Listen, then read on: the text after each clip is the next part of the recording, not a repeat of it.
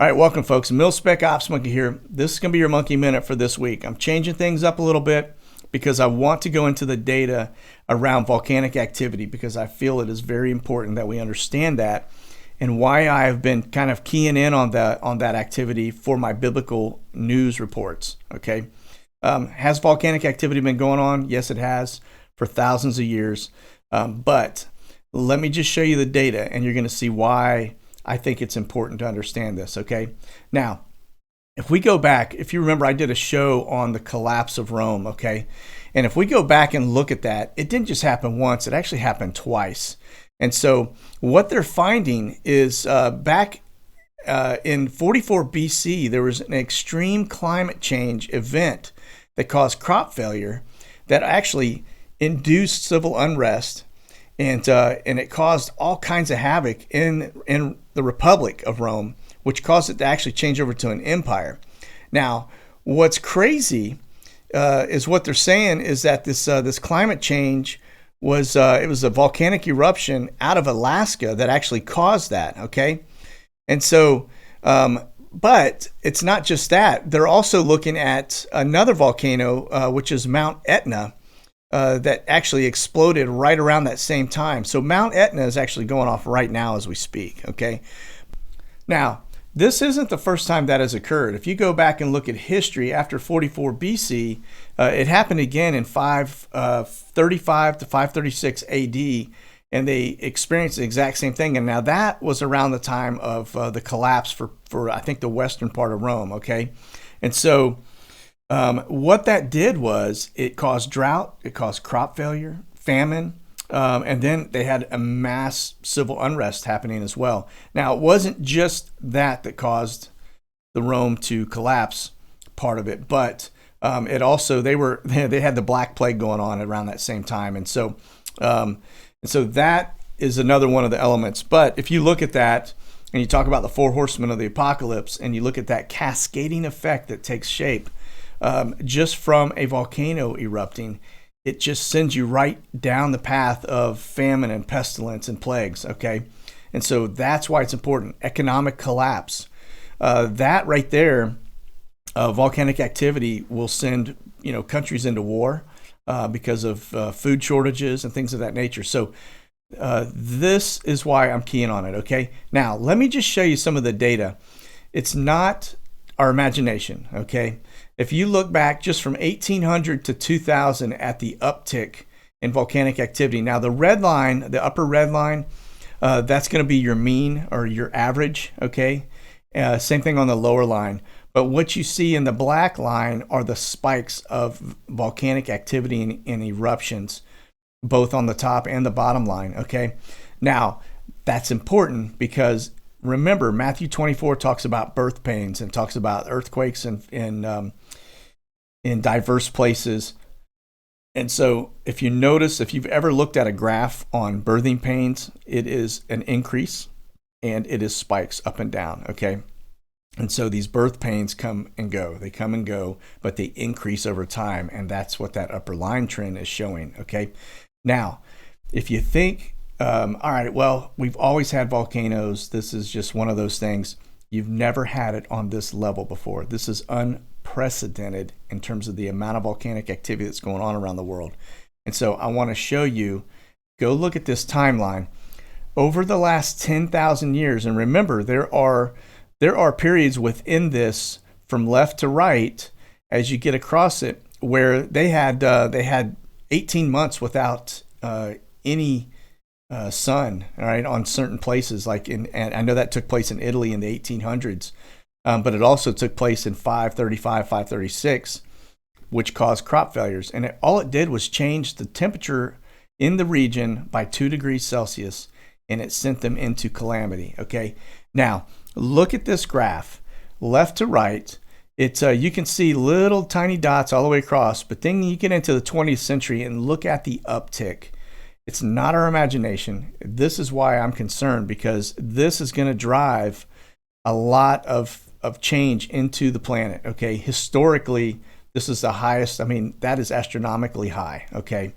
And you're not just imagining it. So let me just show you what's going on around the planet as we look at it. Now, this is currently everything that's erupting, that's actively erupting around the planet. Now, notice the whole Central America down to South America, how many volcanoes are firing right now.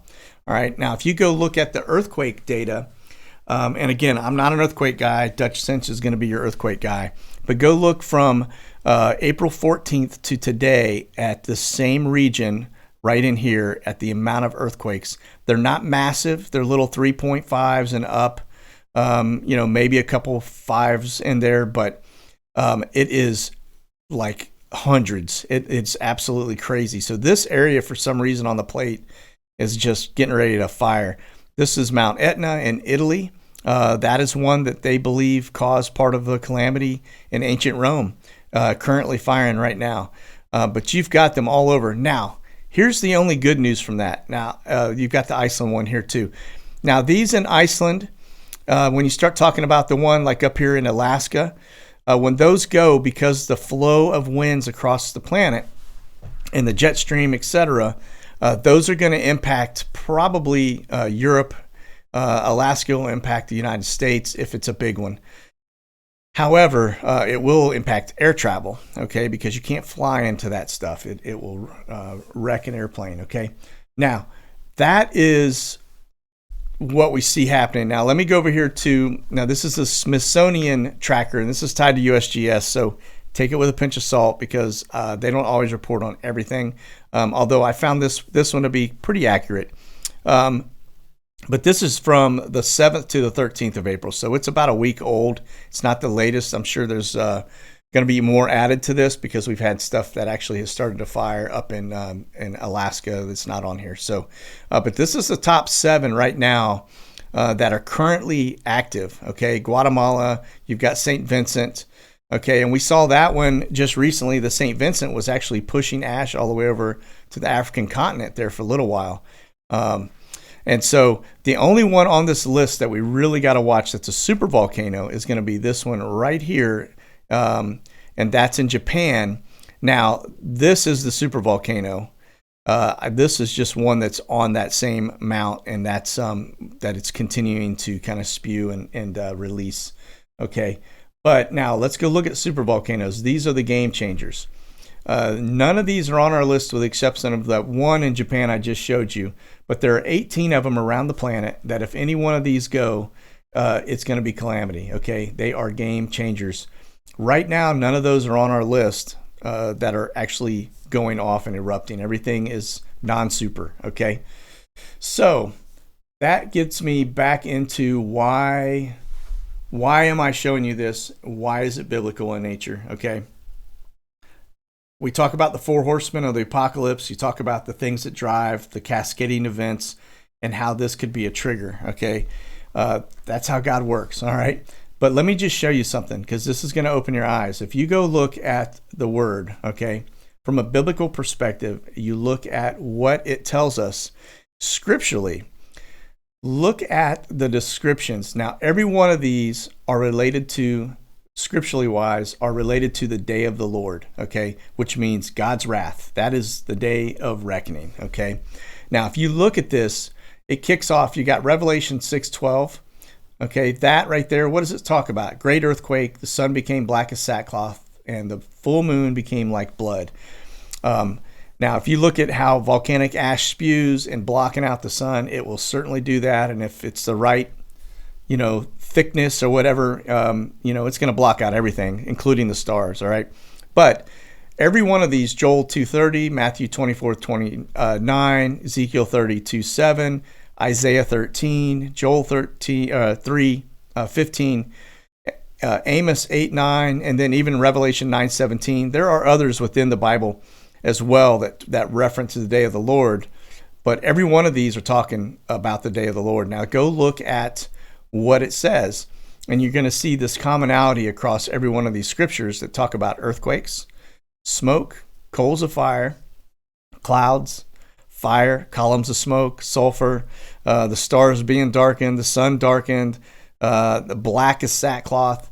That is all descriptive of volcanic activity, and that is why, at a minimum, you're going to get probably some four horsemen type events where you're going to have droughts, and it's going to start driving that cascading effect because of the historical data, right? As we talk about this, you can't have this kind of a spike in volcanic activity and not have some type of a climate impact, okay?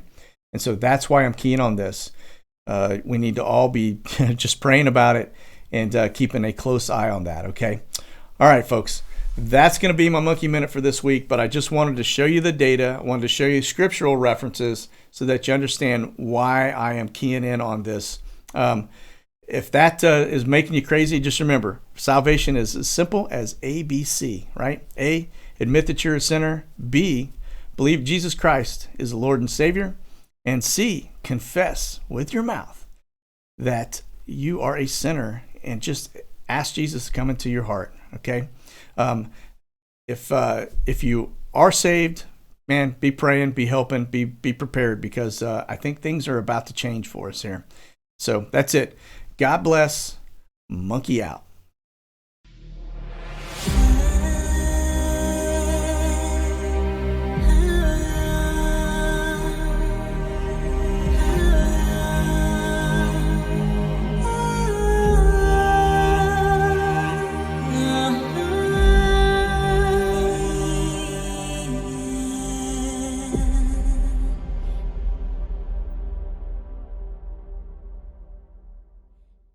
Check out the latest gear at monkeywerxus.com.